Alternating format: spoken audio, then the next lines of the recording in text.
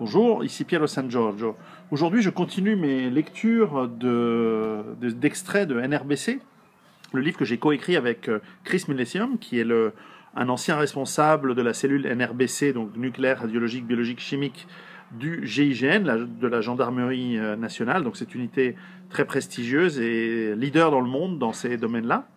Et aujourd'hui, je vais parler un petit peu, on va lire quelques extraits de la partie biologique. Donc vous le savez, la biologie, c'est l'étude du vivant, et dans le vivant, il y a des choses nocives. Alors ça va du tyrannosaure au virus, qui sont potentiellement nocifs pour l'être humain. Vous avez peut-être entendu parler qu'il y a quelques temps, une cellule terroriste djihadiste, donc musulmane, a été interpellée en Allemagne, et en tout cas c'est ce que l'on nous dit, on ne sait pas si c'est vrai évidemment, qu'elle projetait des attaques à la ricine. Alors qu'est-ce que la ricine ?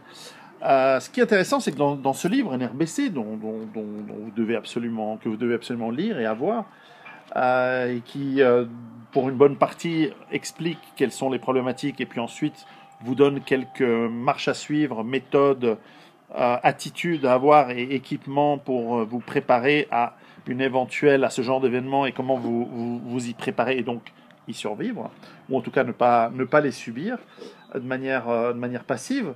Eh bien, la ricine, alors voilà, je l'ai retrouvée dans ce livre, dans la partie biologique, où nous mettons des fiches, donc voilà, fiches ricine, dans lesquelles, pour chaque problématique biologique, ça peut être des virus, ça peut être des toxines, etc., ce qui est le cas de la ricine, eh bien, nous donnons une fiche. Donc, je vais vous lire cette fiche pour la ricine, ce qui vous donnera quelques idées sur comment la déceler et comment vous y préparer. Alors, fiche ricine. Produite par la plante Ricinus communis ou Ricinus sanguinensis, cette toxine provient de la graine de ricin, une plante ornementale commune dont on extrait également une huile du même nom. Elle induit une inhibition irréversible de la synthèse des protéines par inactivation des ribosomes. En d'autres termes, la machinerie des cellules est brisée, entraînant inéluctablement la mort de ces dernières. La toxine résiste bien dans l'environnement, mais reste sensible à l'eau de Javel et aux températures élevées, détruite après 10 minutes à 80 degrés ou 1 heure à 50 degrés. Donc déjà là, on a une solution. Remarque, la toxine n'est pas présente dans l'huile de ricin. Et fort heureusement, parce que tous les gosses comme moi à qui on a donné ça quand on était gamin, ça aurait été grave. Bon, dans l'industrie, les résidus des graines d'où a été extraite l'huile sont chauffés afin d'inactiver la toxine, puis sont transformés en engrais ou en nourriture pour bétail. Transmission. Dans la majorité des cas, il s'agit d'une intoxication résultant de l'ingestion de graines. 1 à 3 sont suffisantes pour tuer un enfant. 3 à 6 le sont pour un adulte.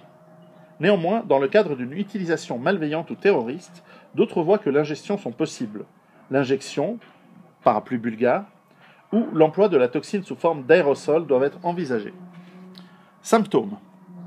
En cas d'indigestion importante, les premiers symptômes peuvent apparaître quelques heures après. Nausées, vomissements, douleurs intestinales, diarrhée. La victime est menacée de déshydratation ainsi que d'insuffisance rénale et hépatique. Somnolence et perte de sens directionnel accompagnent alors ces atteintes. La mort peut survenir entre 36 heures et 12 jours. L'injection provoque des effets analogiques avec une éventuelle nécrose au niveau du point d'entrée. En cas d'inhalation, il se produit une irritation des voies aériennes, toux, encombrement bronchique, œdème pulmonaire, etc. La situation évolue vers une détresse respiratoire et une hypoxémie, c'est-à-dire manque d'oxygène dans le sang, entraînant la mort en l'espace de 2 ou 3 jours. Traitement. Le traitement est uniquement symptomatique. À l'heure actuelle, il n'existe ni de médication particulière contre l'empoisonnement à la ricine, ni de vaccin, ce qui est logique puisque ce n'est pas un virus. Des recherches sont en cours, tant dans le domaine de la vaccination que dans la découverte de substances actives pouvant contrer la toxine. Alors, à la limite, je lance un appel à tous les naturopathes, puisque cette toxine, effectivement, nous empoisonne et qu'elle bloque nos systèmes de détoxication par le système rénal notamment et des voies aériennes qui deviennent irritées. La question que je vous pose, chers amis naturopathes, c'est y a-t-il des moyens de se soigner ou d'enlever ces toxines ou de réduire les symptômes de manière à ce qu'ils ne soient plus mortels par voie naturelle. Alors, j'en appelle à vous, vous êtes nombreux et nombreuses surtout à me suivre, je sais que vous êtes intéressés à la survie parce que justement c'est aussi un retour à la nature. Alors je vous laisse mettre en commentaire ci-dessous ce qui vous paraîtrait être les traitements efficaces contre ce type de toxine, donc la ricine. Voilà, donc à vous de jouer. Et puis de toute façon, voilà, je vous conseille d'acquérir, si ce n'est pas fait, ce livre. Il vous donnera, c'est un complément aux différents, un complément, on va dire, tactique, aux différentes stratégies que j'explique dans Survivre à l'effondrement économique et à Rue Barbare. Voilà. Donc sur ce, eh bien, essayez d'éviter de vous faire intoxiquer.